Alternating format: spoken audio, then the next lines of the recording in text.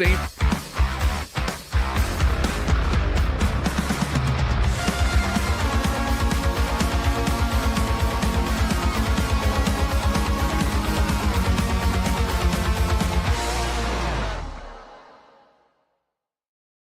Welcome into a live OG episode of the KC Laboratory presented by Emprise Bank member FDIC, our amazing, wonderful, tremendous partners in Possible. I am Ken Swanson and beyond thrilled to be with my two friends. I'm not going to cry this time. Okay? That's what you think. Craig Stout, Matt Guys, Lane. I'm announcing that I'm leaving. No. Kent was too excited. That would be great. That would be pretty awesome. Maddie Lane, what's good? Oh, good. I was wondering if I was still going to get next on the throw to. I didn't know if you were going to mix it up now and go back to old Craig Caruso over there, or what we were going to do during all of this. So yeah, no. Hey, listen, I'm doing good. It's been a busy week. Okay, we are chopping trees. We're milking goats. We're buying more goats. It's been a busy week over here. So I'm glad to sit down and talk about some very pertinent, extremely useful information coming from Padless mandatory minicamp, Greg. And pressers. You forgot about pressers. The most important thing that we could be talking about is pressers in June right now. Ken, are we calling this OG Lab? Is that what we're calling this on Wednesdays now? I'm not so sure about that. I don't know. Yeah. Like, what do you think? I just don't want like a bad portmanteau. I don't want a matter days or anything like that. Like we could just call it the lab. I'm fine with that. We don't have to, honor it with a special name or anything like that. Okay, if I'm being if that's what Craig Russo wants. That's what Craig Russo gets. Stop. I just tried it on for size. I was really excited. It's just getting all three guys back together, So I just figured, maybe we call it the OG Lab. Sounds like it's been vetoed immediately. So moving forward, it's so good having the numbers back. What was it like not having a tie-breaking vote? I mean, how did you guys get anything Craig, done for a year? How do you think that went? How do you think it went? I know exactly how it went. On something. No, because you guys would get done with the lab and then you'd bring me in for the tie-breaking. I get the message anyway, asking for the tie-breaking vote. So it just wasn't resolved on air. Hey, look, we had an order. We discussed the order in which we were going to do the positional breakdowns, and Maddie won. So, and I can't remember. I think Tuck actually broke that tie for us. Now that I think about it. Yeah. He did. So now we don't. It was the right way to do things. So, now that you're back, you do have to have opinions on things. So you would have saved us from the debacle of Flying J. For instance, we didn't have to acknowledge the thing. We're not doing that this week, so we don't have to acknowledge that atrocity even exists. Shout out Quick Trip, Flying J, 7-Eleven, and Shell in that order from KCSN, from all of KCSN. Shout out QT specifically. I love you. Hope you're doing well. Thanks to everyone hanging out with us tonight, though. We do appreciate you coming and hanging out with us. And if you want to hang out with people at KCSN, you can come to the KCSN Tacos and Bourbon Golf Tournament. That is coming up in literally 2 months. It's August 18th is when that will be at Creekmore Golf Course, Tacos and Bourbon. It's on a Monday. It's going to be a tremendous time. We're going to have a lot of great food. We're going to have holiday distillery out there, prizes, and good times. If you've been out to a KCSN golf tournament, it's a very good time and a lot of fun. But all this money will be going towards our efforts with the KCSN Foundation. And we have a lot of different things that we do around the city throughout the year.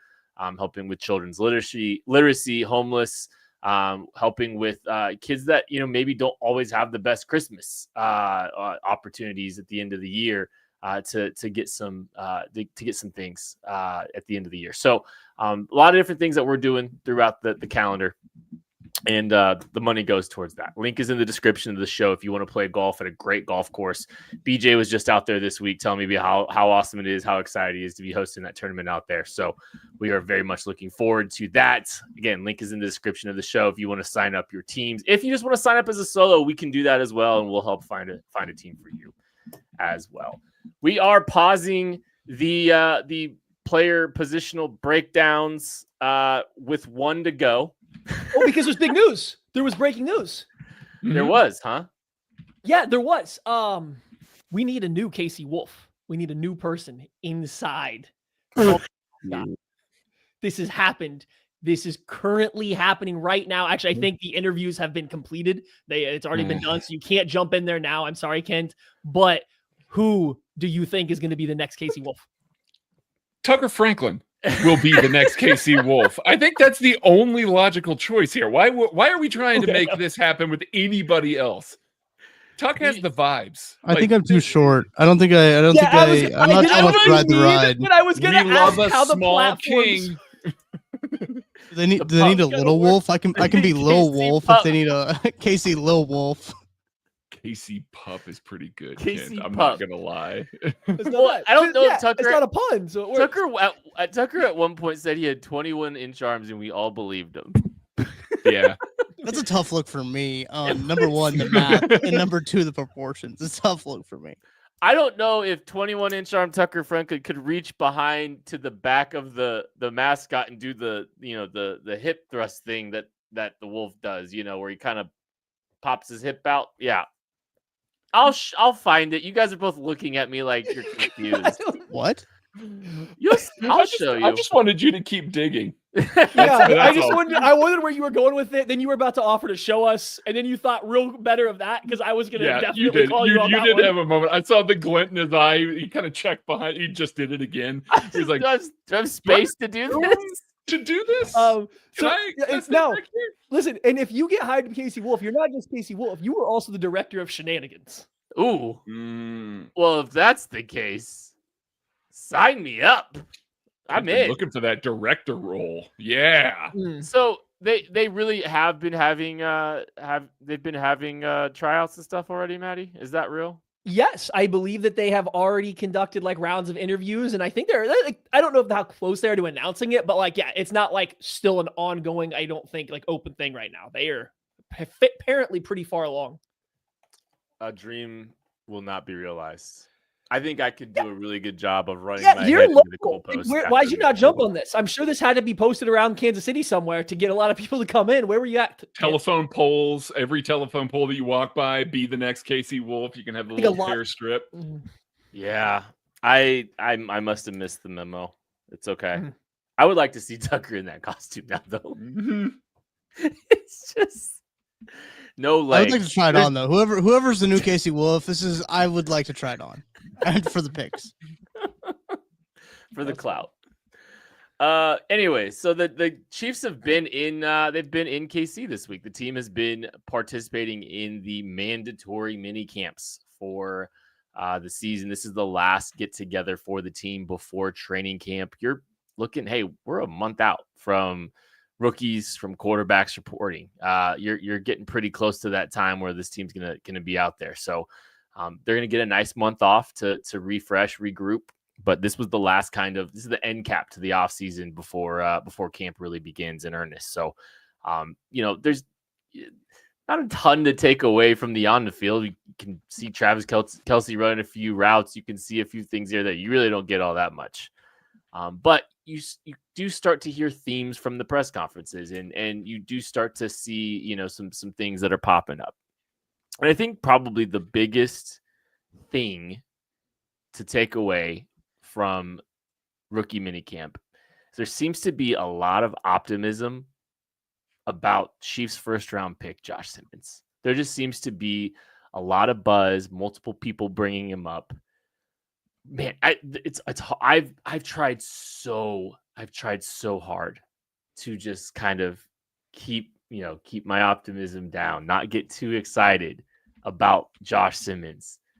I'm having a hard time, guys, because it does seem like things are really trending in the right direction for him.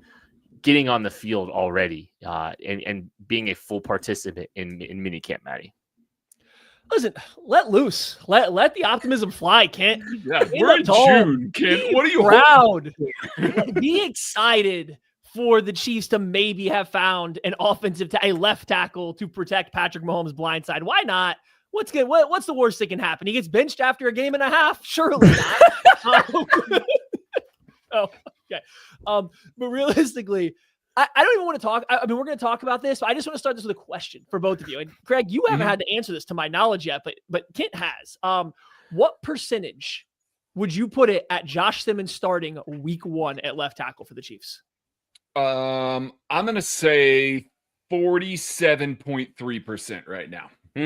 Now, has that gone up at all in the past 2 days? It has. Okay. It has. And it's largely been because of the injury. It wasn't about his ability. It never was about his ability. It's about his injury and his recovery. And if you listen to him in the interviews, he sounds like a guy that feels he is healthy and wants to go and is currently taking it the slow way per the Chiefs' instructions here. So it's entirely about the injury. Kent? 40% for me.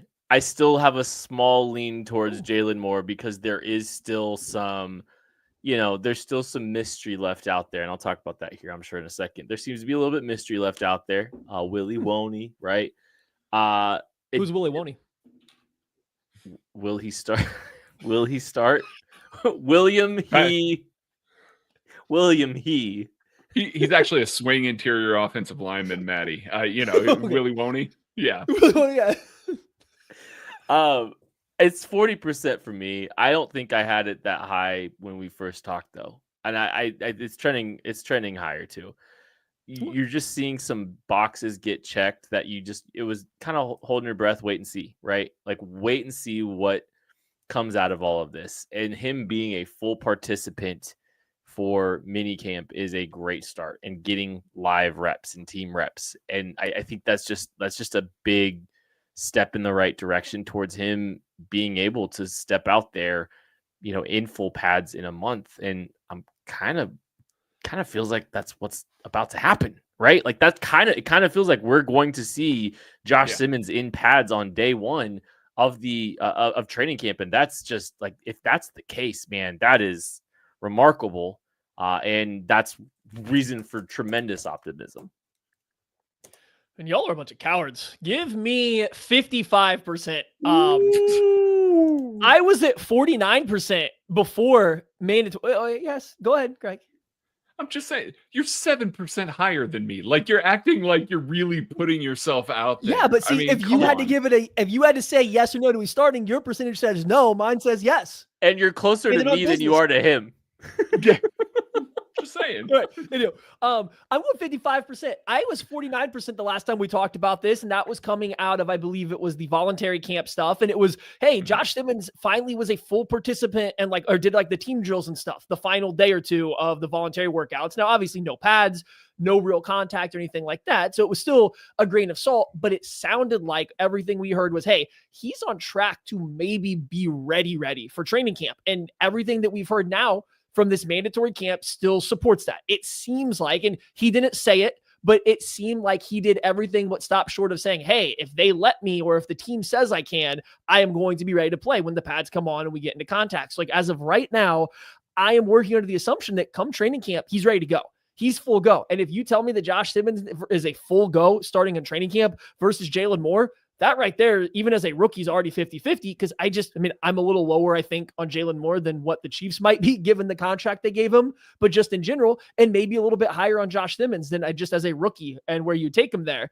It's that's for starters. That puts me right there at 50-50. And what boosts it to Simmons' side, Jalen Moore is not getting the same reps with the Chiefs team right now. He's not participating in team stuff. Now, he's a veteran. He's played, but he hasn't played for the Chiefs. He has not taken any team, even walk-through reps next to whoever's going to play left guard for the Chiefs, right? So I just think that Simmons is getting a little bit of experience in a way that Moore is not right now, and that might be enough to drive and say, hey, I might think Simmons is the favorite to win this job come training camp. I'll hear that. I really will. I thought that this was going to be a guy that They were going to bring along slowly. They were going to try not to make I'm going to call it a mistake. It's not a mistake. It was clearly a fine move that they tried there by starting Kingsley Suamataia right off the bat. Like, it was fine. You got to find out somehow. It's better than all the times that we sit around here and we wonder what they have. You know, a guy that's sitting behind somebody forever and you never get to find that out. They found out. That's fine. They know now. I was a little worried that they were going to slow play this a little bit. Try and week 8, week 9, try and make a move around them, try and get him acclimated. He talked a little bit about the speed in his presser. He said everything's a little bit faster.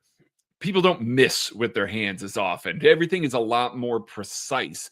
But then he referenced the fact, it's like, you know, it's not like I'm not going against guys that are first-round draft picks in practice every single week, which is the truth. He got to play against some of the best edge rushers that he was going to see. I also see a lot of people getting hyped up about the fact that Andy Reid's interacting with him fairly frequently after practice, giving him a lot of tips and tricks.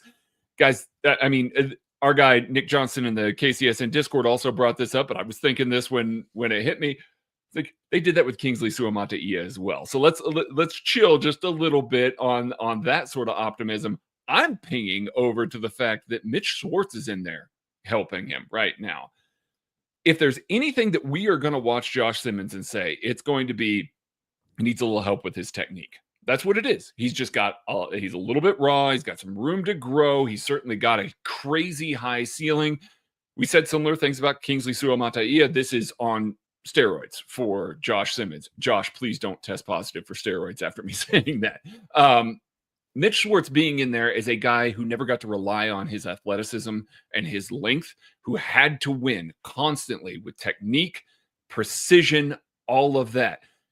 What Josh Simmons is sitting there talking about, the way guys use their hands, the precision, this, that, and the other thing, he hasn't put on pads yet. They haven't gotten to that point where he's coming to that realization because he's experienced it a ton in mandatory minicamp. That's coming from Mitch Schwartz. That's coming from Andy Heck. That's all very positive to walk in with that mindset and with that understanding. I really like Mitch Schwartz being there as a guy, not just for Josh Simmons, but for Wanye Morris, for Kingsley Suamataia, even for Jawan Taylor. These guys that we've seen that are maybe relying a little bit more on athleticism.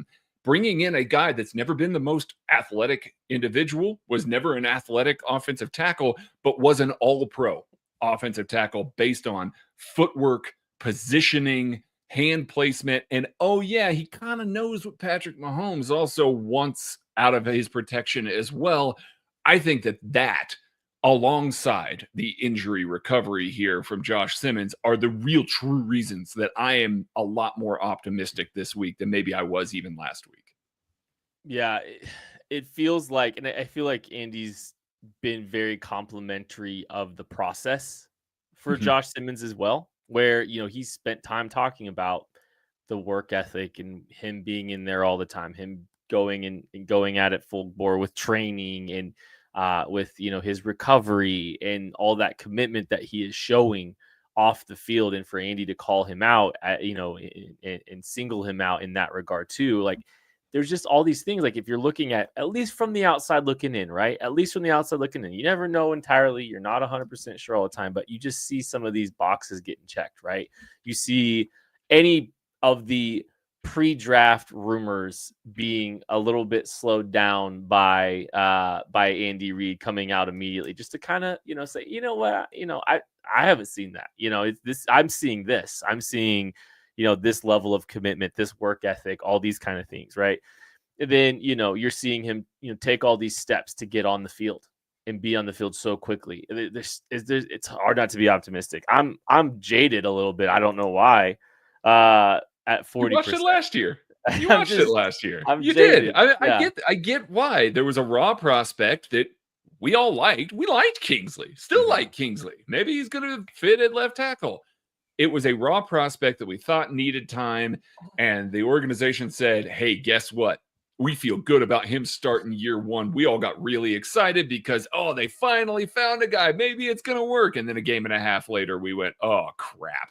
So I get being jaded about that. Well, but here's the thing with Kingsley, though. Was there ever a plan for him to really supposed to start? Or did Donovan Smith decide that, I have nerve issue and I can't play right before camps really started? And then Wanya Morris gets hurt in the middle of camp and can't participate, right? So, all of the competition that Kingsley was supposed to outperform was no longer available. And there wasn't really another option. Whereas in the path that we're talking about, we haven't seen Jalen Moore be a full participant yet. So it's kind of still there. But the Chiefs brought in somebody that theoretically is going to provide at least a baseline level. So if Simmons goes and starts, it's because he outperforms somebody that they at least are saying, hey, we foresee Jalen Moore being a low-level starting left tackle. And if Simmons outplays him in camp, then he can pass him. He becomes there's a checks and balance system that I don't think the Chiefs were able to use last year. And that was because of injuries that they probably didn't foresee coming. And I have nothing to say that they for sure were intrigued in bringing back Donovan Smith.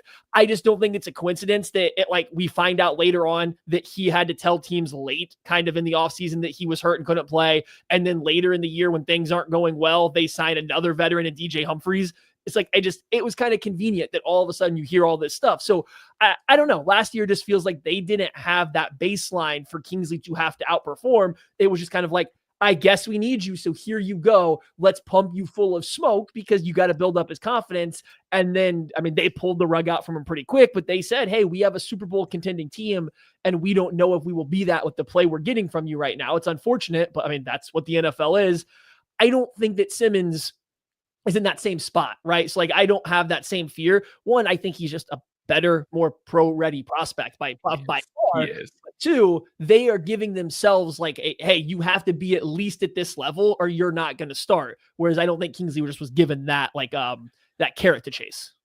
And I also think on top of that, Jalen Moore offers positional flexibility here. I thought it was really, really extremely telling after the draft that it was brought up as oh yeah, Jalen Moore can also play right tackle.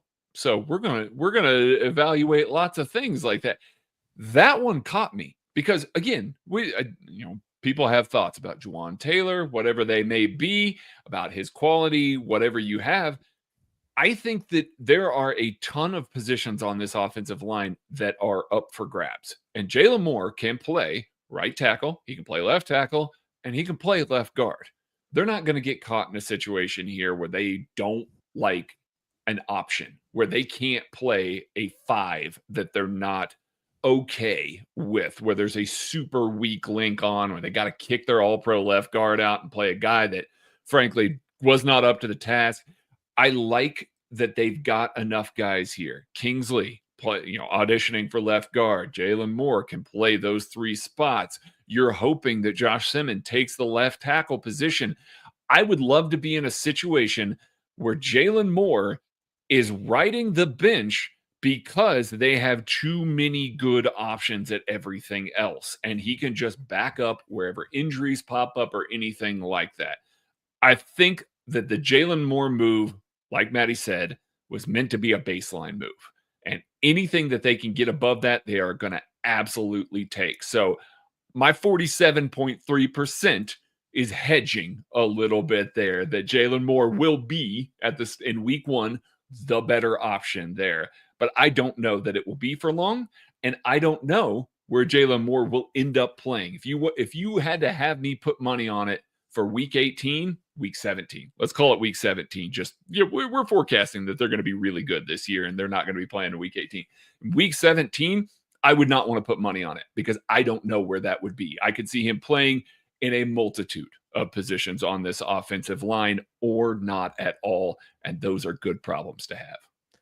I think Josh Simmons made a comment as well that he's played some right tackle as well during this as well. So, and he played plenty of it in college too. Juwan Taylor hasn't participated. Nope. In minicamp either at this point either. So Jalen Moore's value still exists very much there. For those that are, Chiefs didn't know they were getting Josh Simmons in March, first off. No, No, they didn't know that. I mean, you can't build a plan around having a guy like that coming off an injury like that be your starting left tackle. You have to have a plan. You have to have a plan outside of that. But they have a lot of options, and in Josh Simmons, even however that works out, could potentially kick over to the right side as well. We have someone more optimistic here than any of us. David O is 60% that Josh Simmons is starting in week 1. Shout out David O. You are. Says it sounds like Andy really wants him to start. Of course, Andy wants him to start. Like, yes, he does. Andy really wanted Kingsley to start too. I mean, like they want to fix this. They want to fix this in the rookie contract and give Patrick Mahomes a guy. So yeah, I'm sure Andy wants him to start. I've also seen some people ask, and Sophia has it here, just they've asked about Jalen Moore being a guard essentially, right? So would it be Josh Simmons at left tackle, Jalen Moore at left guard, then Creed? Oh, they got Kingsley in there at right guard. I don't foresee. Oh, in 2026. Okay, this is looking even farther ahead. Sorry, 2026. Yeah, we'll talk about. I just want to say this here in a little bit. Well, I just want to say real quick though, with Jalen Moore, he was on the 49ers for a while. They never let him play right tackle or offensive guard, despite being bad at those positions.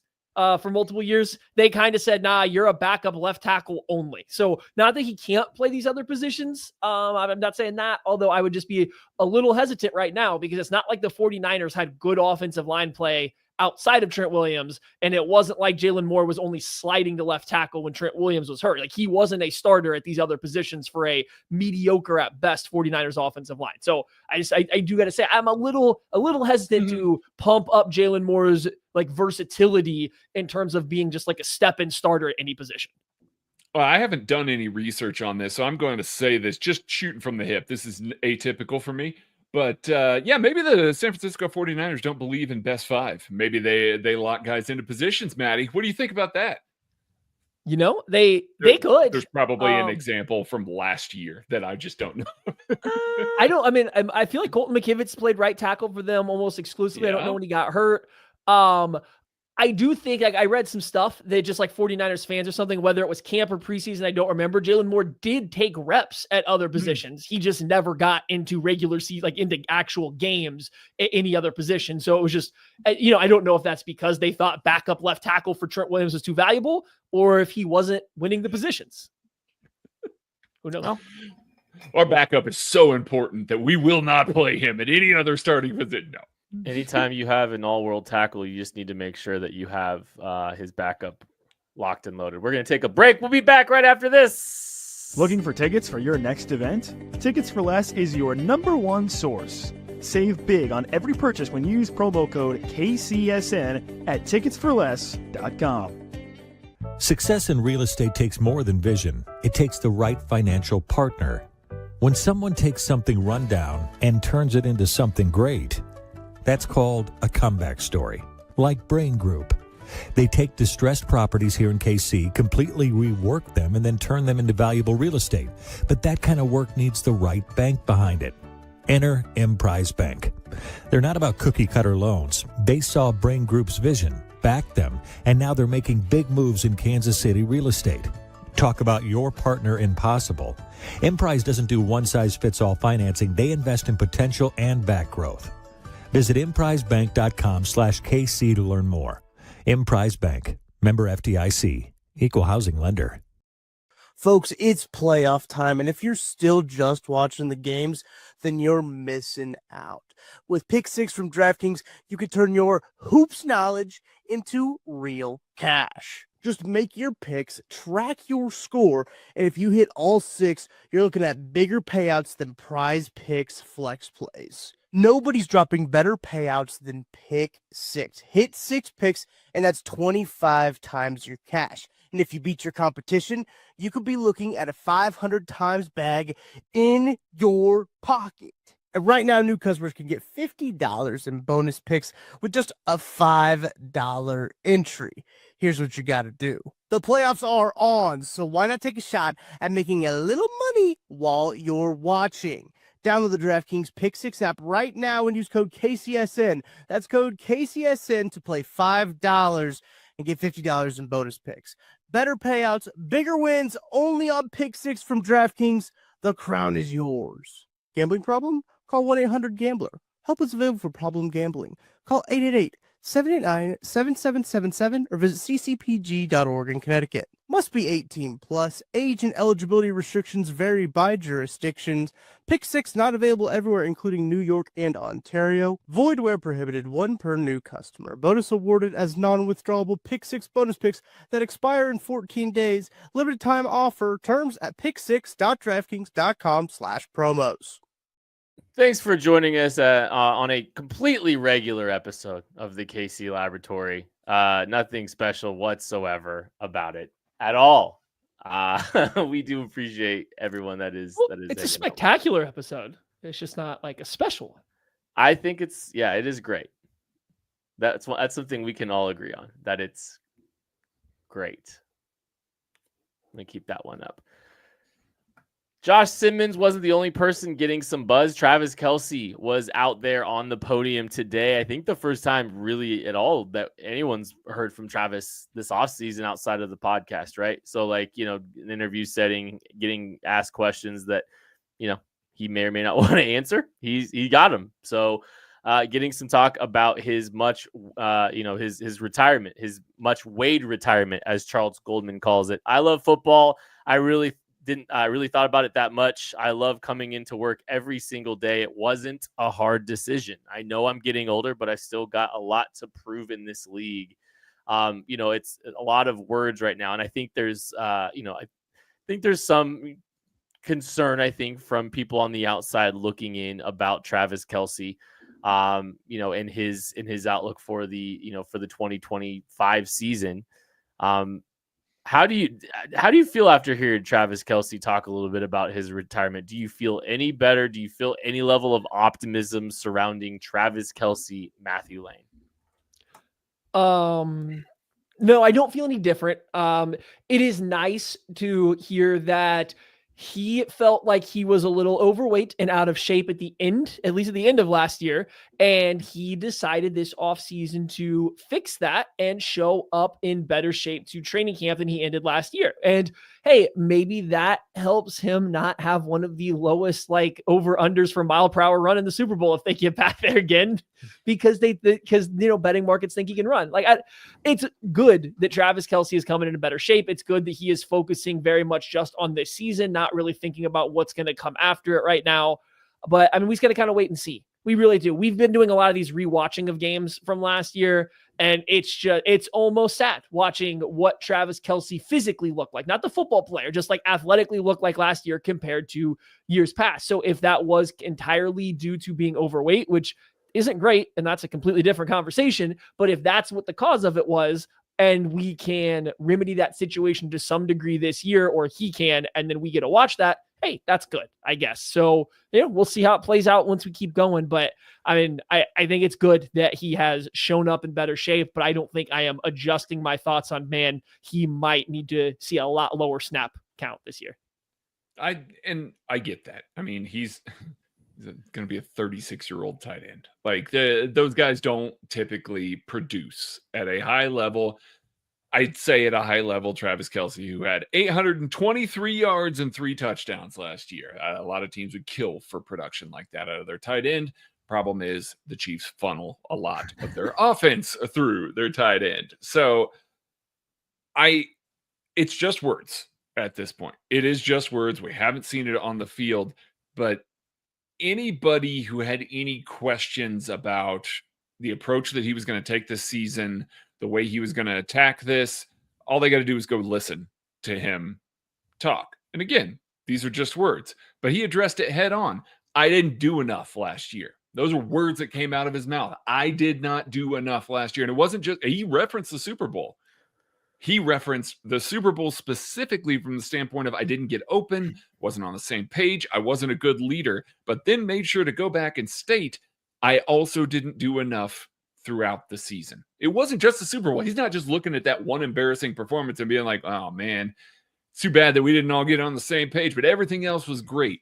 He doesn't think that a lot of last year went well. He doesn't think that he was in good shape, as Maddie brought up here. There were, reports saying he's down 25 pounds. Somebody asked him directly that, and he said, hey, you can't believe everything you hear on the internet. But yeah, I'm down weight from where I was last year.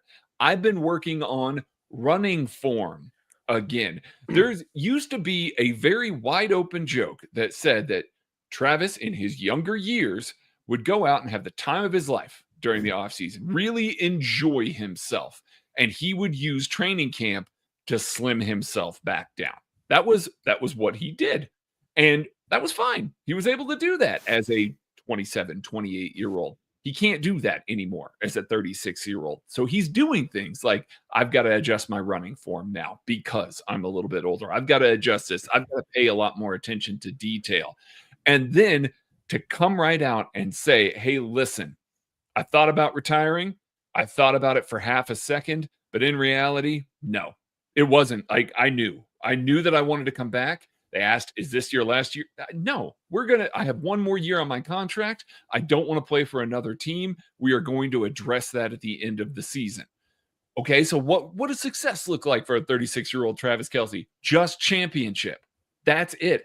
This man went through the punch card of everything you want to hear after watching Travis Kelce have a 2024 season that is below his standards, his personal standards, and what we've grown to be accustomed to as a Travis Kelce fan, as Chiefs fans. He went out there and said all of the things that you would hope that he would come out and say, and addressed them all. Again, they're just words. We'll see what it looks like on the field. Nobody should change their overall assessment until we see him out there running. But man, if he came in and just went, we win a lot, we're going to just get down. We're going to do the things that we know we can do, and we're going to try hard again this year and try and get back. No, it was, I wasn't good enough. This wasn't good enough. I'm making myself better. And our only thing that we're going to do this year is win a championship. In mandatory minicamp, to have that kind of energy is pretty strong coming from one of your 36-year-old leaders.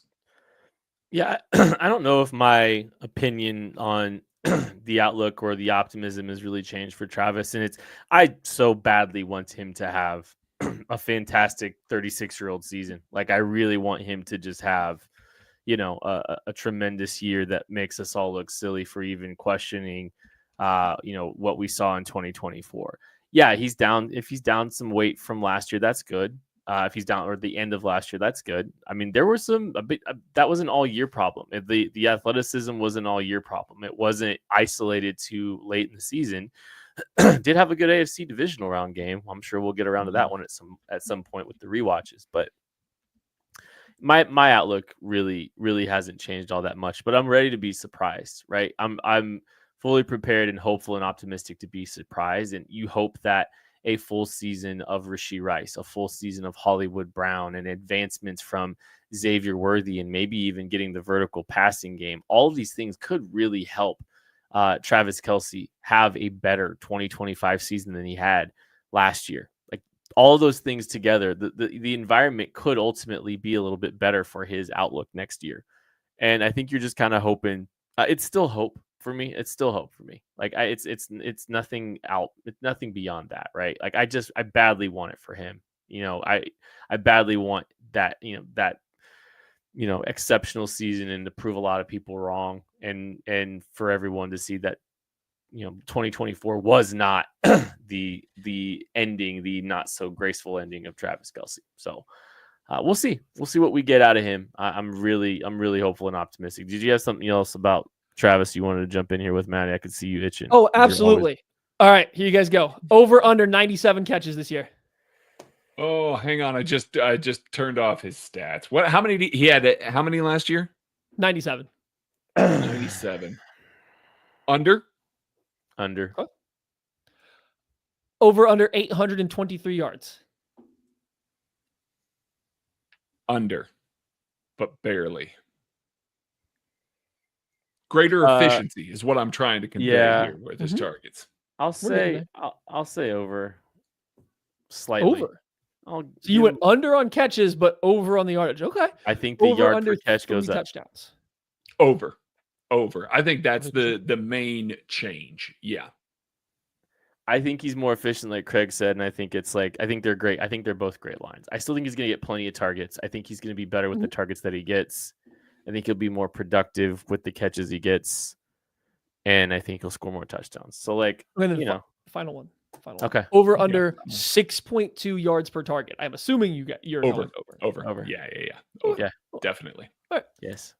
So yeah, both of you have more efficient. Kent has quite a bit more efficient with less catches and more yards. I think it's that's what I'm saying. I'm not saying it's 85 catches. Like, I think it's a good line. You know, I think 95 catches, 94 catches. Like, if he's in the 90s somewhere, I'm not surprised at all. If it's 840, 90 for 840. Like, what are we doing? It's not that crazy. And 7 tutties. Like, I mean, yeah. Again, now we're talking about a tight end that every team in the NFL would kill for. Yeah. Yeah. I mean, I think I would just go I'll go under on receptions and yards. But again, better efficiencies. Like, I'm thinking maybe a bigger step back than you guys do in the receptions. I think you guys both kind of think it'll be pretty close. I think you'll go under the 823 yards, but it won't come on 133 targets like last year. Like, that's the big thing. Is like he won't have an asinine amount of targets, which he had deserved his entire career. And like, it's fine, especially given the injuries last year, trying to funnel it through him. It wasn't working. So like, maybe you see him finally dip down actually close to 100 targets for the first time since 2015. But that results in only 80 catches, but better efficiency across the board. Yeah. And that's the hope for me, because Rashee Rice. I also think you roll in Rashee Rice, an increased role for Xavier Worthy, and a healthy Hollywood Brown. There's just going to be generally less targets to go around, but more space for Travis Kelce that teams are going to look at and go, oh, he's not going to kill us as much if he's wide open because he's not going to run away from everybody. That results in now all of a sudden you're talking 8 yards per target or something, something ludicrous. I don't want to, put a number on it, but a lot better. Yeah. Give me 80 catches for 750 yards and 6 touchdowns. Hey. Yeah, that'd be wonderful if you expect that the rest of the offense and those receivers are going to produce. Yeah. That would be a tremendous end to potentially Travis Kelce's career. He's not under contract for the 2026 season, and currently neither is Trey Smith, the star guard for the Kansas City Chiefs. Still working out that deal. He was franchise tagged, obviously, this offseason. And the Chiefs are in negotiations, or believed to be in negotiations, with Trey Smith on a long-term extension. The intent by the Chiefs, by this organization, is to keep around Trey Smith. Shows up to mandatory minicamp. Chris Jones making the joke this week to not take his advice on how to handle a contract situation. On its face, I was a little surprised that Trey Smith was there, but then I think, you think about the fact that he is on a 6th round deal. He has not secured, the bag in its entirety yet. And like, they're still working through that kind of stuff. Like, I know he's, going to get that, $20+ million, tag, but, I was a little surprised, and I was a little, well, here's a word, optimistic to see Trey Smith in camp for the Chiefs, Maddie. Yeah, you're muted. You could not be so muted. I'm so muted. That's my first one since I came back. Oh. It's a weird situation. Like, the Chiefs like to wait until this offseason, like this next stretch here in the offseason, to get some of these things done. So I'm not worried. And good for Trey Smith, I guess, for being there. But I don't know. I don't like, the longer this extension lingers, the more weird it gets, and you're just kind of setting yourself up for a very odd situation next year if you never find that common ground. So I just, not pins and needles, because I don't think it ruins the Chiefs. If not, it's just a very weird way to go, to even have this be up in the air, right? To even have Trey Smith's longevity with the team even be up in the air is a little odd to me. So I don't know. I just want to get through it. Let's fast forward through this. And once the season starts, I feel like we'll have a little bit more clarity on what the plan is and whether it's, working or not working. I think that it comes down to, are they willing to guarantee 2 years of a franchise tag? However that structure works out to, because he's on the franchise tag this year. What's that, 20, 25, something like that million? It escalates pretty severely next year. Are the Chiefs willing to just play him on the franchise tag this year, let him walk next year, get a 3rd round compensatory pick back in the following year? That doesn't seem like they've operated lately. So you're probably seeing them tag him again, see if they can trade him if they can't work it out. But from Trey Smith's perspective, that's back-to-back tags. why would you try and sign for less right now, guaranteed? It makes all the sense in the world why he'd be holding out for a better contract, but it also makes a lot of sense why he's in camp. I do like, I love that you brought it up. Chris Jones was the one to speak to it. And his comment was, quote, well, it's good Trey didn't take my approach, end quote. He understands. He understands that was not beneficial for the team. That was not beneficial for the organization for him to hold that. Yes, it got him paid eventually. It did. Chris got his money eventually. But in retrospect, he probably looks back on that and it's like, man, how weird was it that I was sitting in the stands in week 1 rather than playing with my team? Like Chris Jones, I mean, Chris Jones cares about football, cares about this team. There's a lot of things he cares about. This team is very, very, very high up on the list. Trey Smith does as well. He's got one of his best friends in the whole entire world playing next to him. I'm sure he would feel like he was letting his buddy down if he did not suit up. Now, mandatory minicamp, I wasn't fully sold on Trey Smith being here. I thought that maybe it would be training camp. He'd just be there right from training camp. We see guys do that all the time. They skip the initial part there, but good for Trey. This is a young offensive line. There's changes happening on the left side. We need all the bodies we can get in-house right now to try and get guys all on the same page.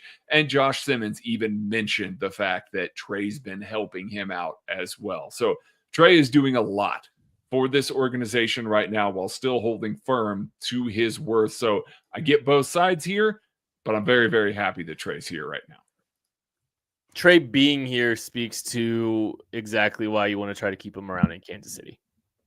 So that's, I think his willingness to show up and be here and be part of this, even though the contract situation has not completely bored itself out, I think is a credit and a testament to Trey Smith and why the Chiefs are intent on trying to keep him around for the long term, at least by all indications. APY,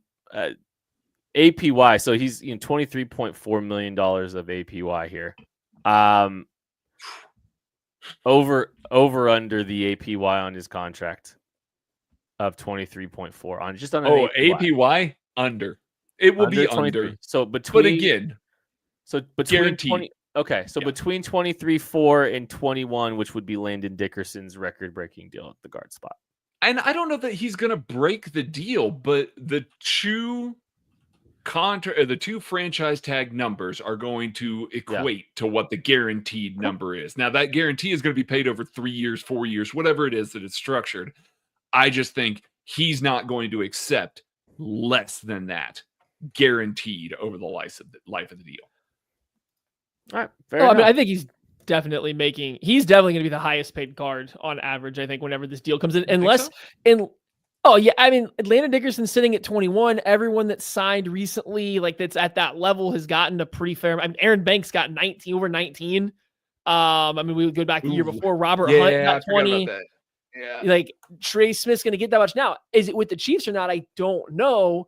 Right. And the longer it goes, the more questionable it gets. If he has a quote unquote down year this upcoming season and they don't have some kind of extension locked in, then I guess I could see it slipping below. But I don't know. I think Trey Smith is young enough and good enough. And I think even if he hits free agency after his baseline level season, I think you would have a team out there to go, hey, if we get a guard and we actually run this guy and we actually run the ball, he'll be even better. So I think he's going to get over 21 per year. Now, I don't think he'll get the 23.4 or whatever he's on, but he will be the highest paid guard, I do believe, whenever it comes in. I think he does get that. I will say I don't know if anything's really changed or any nerves have really set in for me, Maddie, because I feel like it was either March or it was July. So I feel like this dead period's annoying.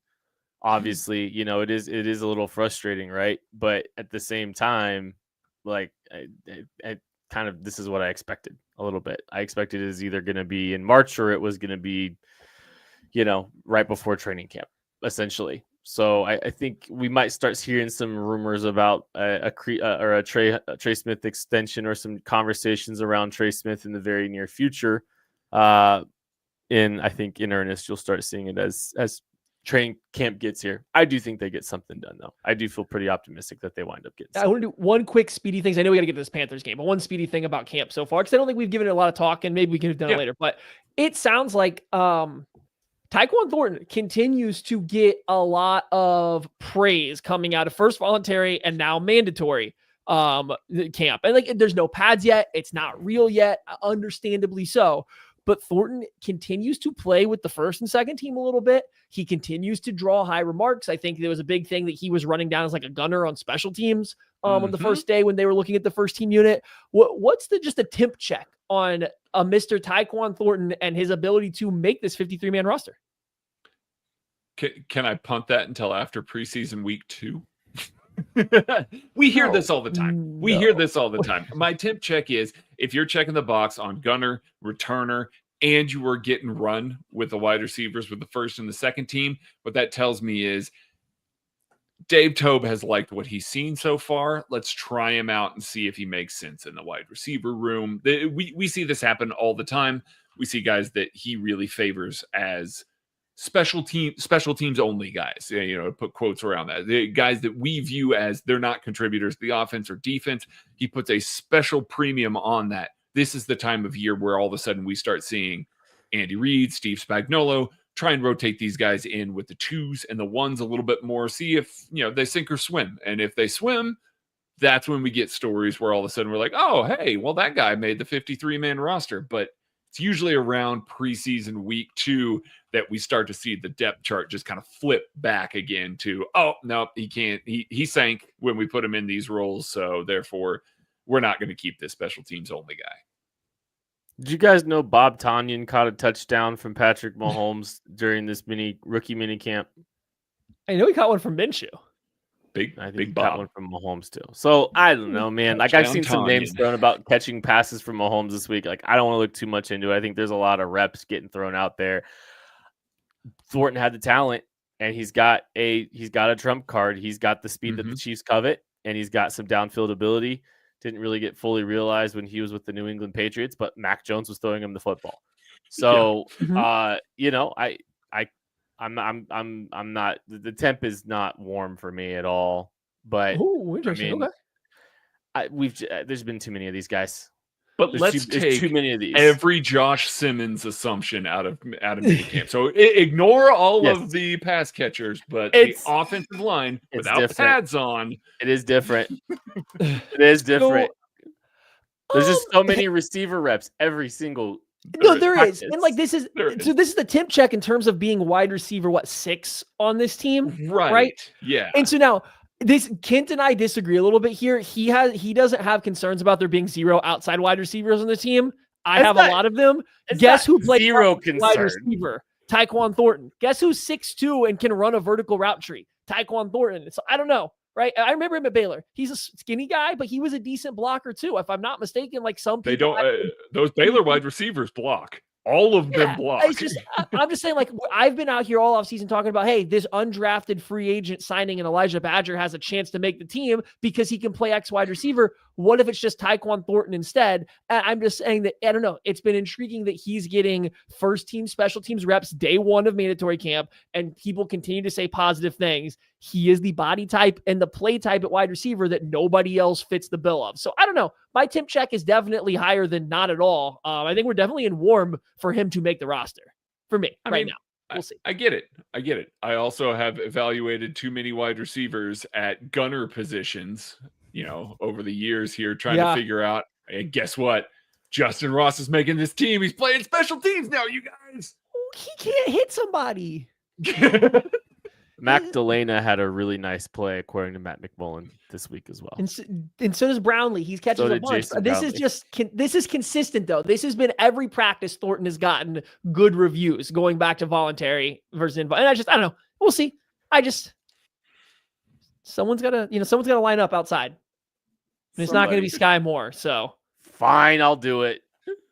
He said not Sky Moore. You can't be Casey Wolf and X wide receiver at the same time, Kent. Hey, I saw a stat today that wide receiver. Sky Moore has more Super Bowl touchdown catches than Terrell Owens. Where'd you see that? I don't know. some account. So, take that into consideration.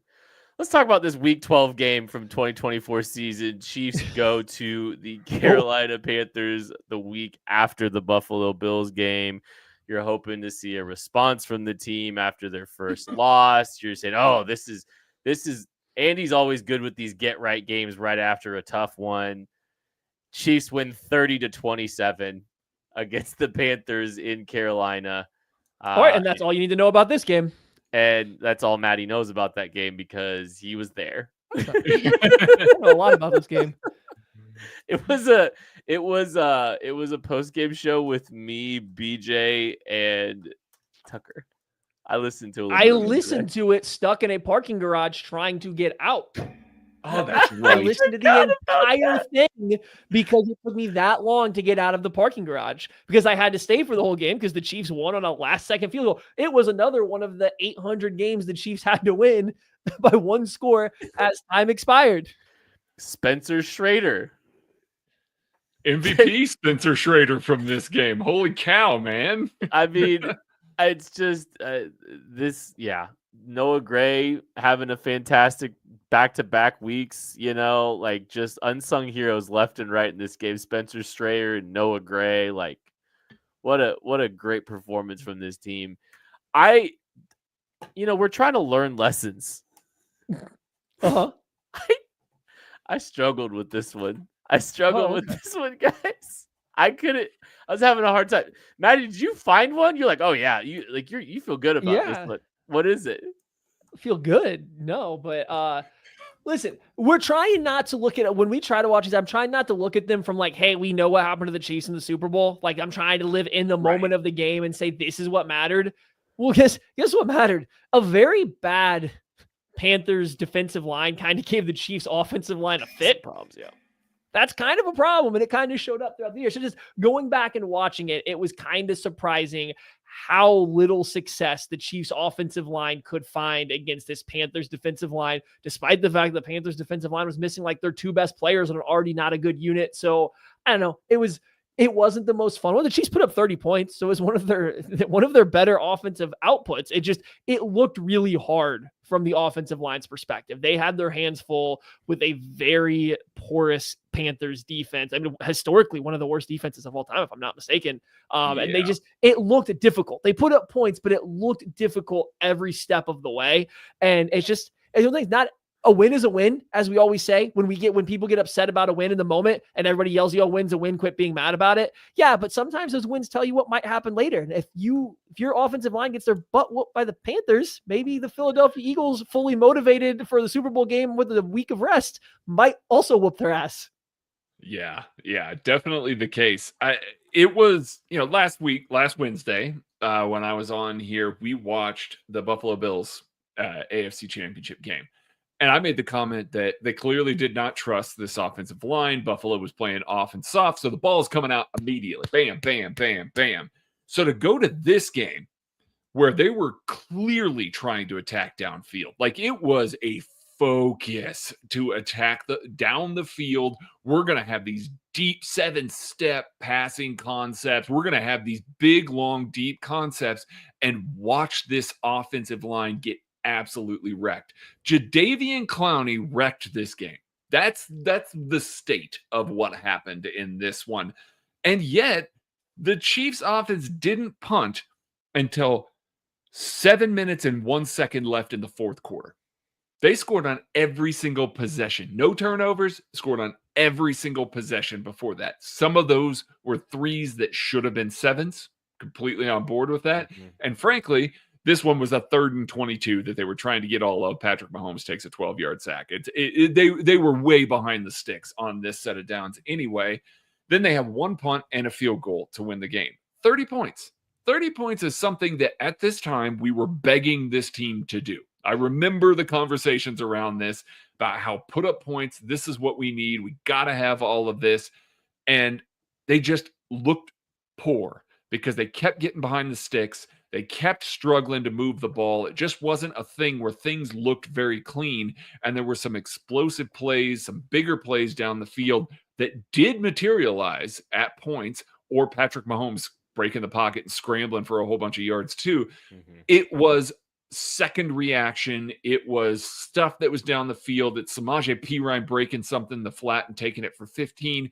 They just weren't the easy yards that from last week when we were watching against the Bills that we saw, and the Bills were a much better defense. To watch this Carolina Panthers defense give them so much fits was a little bit like hard to watch at this point in the season. A lot of it was Mahomes. Like Mahomes was just making Was. plays when protection was breaking down, and he was finding guys. He finds Noah Gray on that first play. He makes the only two receivers that had only two pass catchers that had receptions over 20 yards were both tight ends. It was Noah and it was Travis Kelce. Take that, haters! 27-yard reception for Travis Kelce. Looking back. Yes, offensive line issues. Yes, the thing that has plagued them in 2 Super Bowls. They've also been they're 1 and 2 essentially in Super Bowls where their offensive line has had big questions, right? Because last year with Donovan Smith at left tackle, they win the Super Bowl, right? And so it's all, I think looking back at it, it's tough to say, oh, well, I mean, look what they did last year. It's tough to point to literally the year prior and not say, well, they just won a Super Bowl with Donovan Smith, who apparently didn't have a foot, and it finally came back to bite him with the right team. But yeah, the offensive line did not perform well at all in this game. It was a tough one against a not good defense, and still Mahomes found a way to create. Anything else on that game, Maddie? Not for me, but I believe Craig might have something else from that game. Me, this guy? Yeah. The defense sucked. Like, it was really not good in this game. Like, I get the stuff with Bryce Young, like break and contain late in a game when they're, trying to protect a lead, trying to protect an 8-point lead. So basically we're challenging you to go and execute down the field.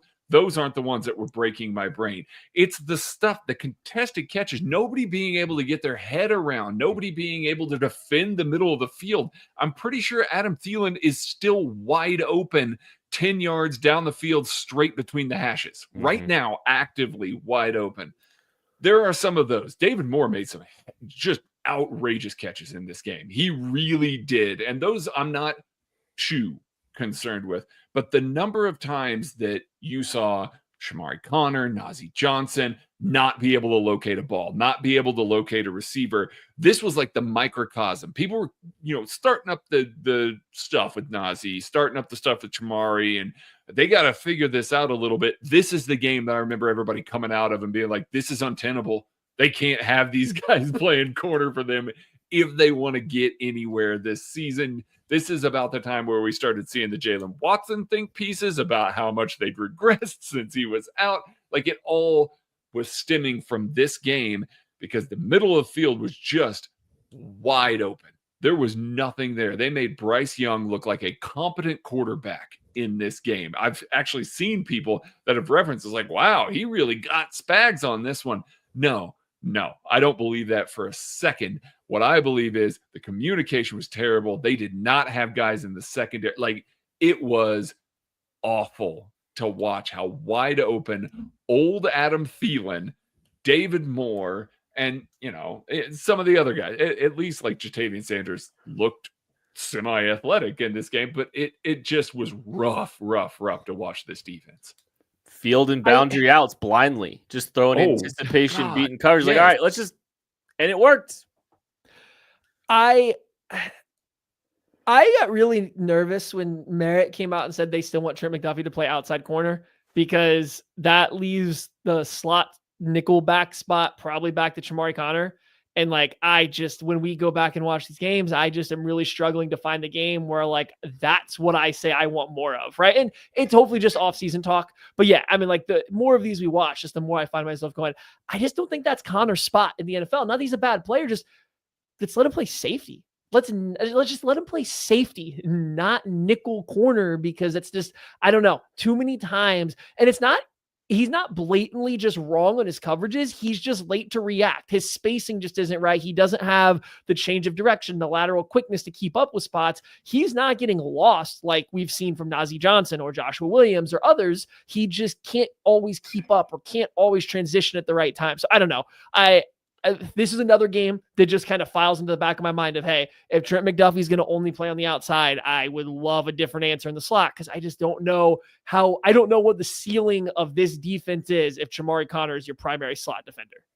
It's why I was condoning for Jair Alexander, new Baltimore Raven, Jair Alexander for $6 million.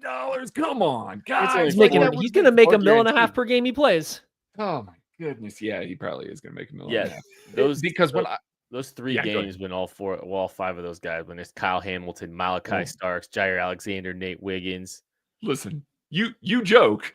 I'm legitimately going to enjoy watching that secondary for those 3 games. Like, it's going to be fun as hell to watch those guys. So it's going to be September for the Ravens. Oh, the Ravens are the favorites. We'll see what happens in December. They're fun to watch sometimes. You guys will get to watch them. They'll lose in January. Yeah. So the thing that really gets me here, if you look at Bryce Young's entire year, and this is entirely a byproduct of those people in the secondary that were not able to cover those guys. Those people being, even Trent McDuffie struggled in this game. It was Trent McDuffie, it was Najee Johnson, it was Chamari Connor. Like, those were the main culprits that we saw in this game. Bryce Young has 2 games where he had a higher passing average here. The first one was against Chicago in a 36-10 loss that he threw 7 passes and had a 57% completion rate. That's not a real game to put on the record. A real game is against the Dallas Cowboys in a 30-14 loss where he racked up some stuff near the end of the game. That one was 7.8 yards per attempt, but he got sacked 6 times. He was constantly laying on the ground, and that was a blowout for the Cowboys. This is an almost overtime game. An almost overtime game where he threw for 7.5 yards per completion and only took 2 sacks. Like, that stinks. He was not good last year, and the Chiefs made him look good. I'm watching that game going, Bryce Young looks like a competent quarterback against this defense, and I know the people that are on this defense. I know it's better than this. So it was brutal for that secondary, and should be a giant red flag for anybody. Should have been last year. Should be a giant red flag for anybody now that's looking at that. The depth gets real thin if anybody on this front line is not up and ready to play.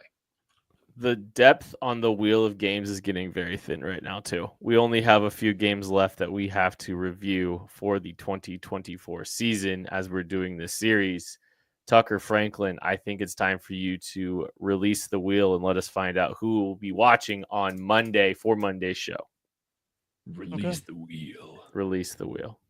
Let me get my ducks roll out the wheel in a row. Ducks in a row. Here we go. Yeah, the wheel is pretty thin. Some good bangers still on there. Here we go. 18. No, I want week 18 next Wednesday. No, week 18. Week 8 at the Las Vegas Raiders. Yeah. I don't remember this game. I don't remember this game at all. That game that we all remember so very well. Normally I'll have like some kind of visceral reaction. Yeah. This was the Raiders game that Pat didn't yell about Wanya Morris getting beat by the same move over and over. Oh, yeah. This is the other Raiders game. It was a 27-20 win by the Chiefs. Obviously. Sounds about right. I don't remember this game at all. I mean, you got to be more specific than that. 1-score win last year by this team. Was this the unforced fumble? No, that would have been later. That was at Arrowhead because I was at that second game. Raiders game. That was the Black Friday game. I was there, buddy. I saw that in real life. Okay, I couldn't remember if this was the first game or not. I'm trying to remember one thing. Did Aiden O'Connell start? Gardner Minshew did. He went 24 of 30 for 209 yards and 2 tuds. This is why he's here. Patrick Mahomes 27 of 38, 262, 2 tuds and a pick. Sophia says it's the Kermit game. So did he do a puppet thing? Oh, after no. the first touchdown in the game? Oh, the rest of the time. Kermit game, he was just okay in this one, right? Didn't he make like a dumb mistake and the Chiefs kept him like had a goal line stand? Sure. There's a Man. interception, a turnover on downs, and then the Chiefs went down and kicked a field goal. So yes. That's what it was. Can we count this as the review? Yes. We'll be back on Monday The Chiefs' run defense went nuts. to talk about this game. And for some of us will be watching it for the first time. This shirt is distracting on this camera. That's going to do it for this episode of the KC Laboratory. It's been a I great move. episode with Craig Stout. Thank you all so much for listening. We love you. We appreciate you. We'll catch you later. Rest in peace, OG Lab.